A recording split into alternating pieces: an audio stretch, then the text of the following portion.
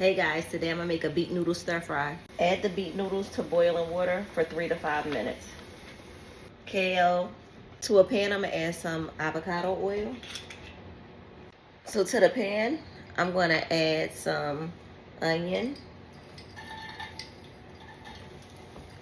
I'm gonna add the kale.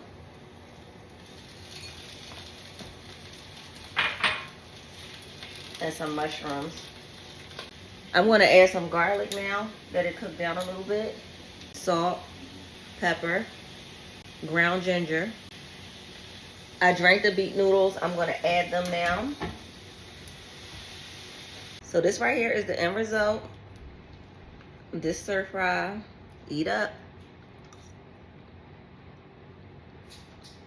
Yum.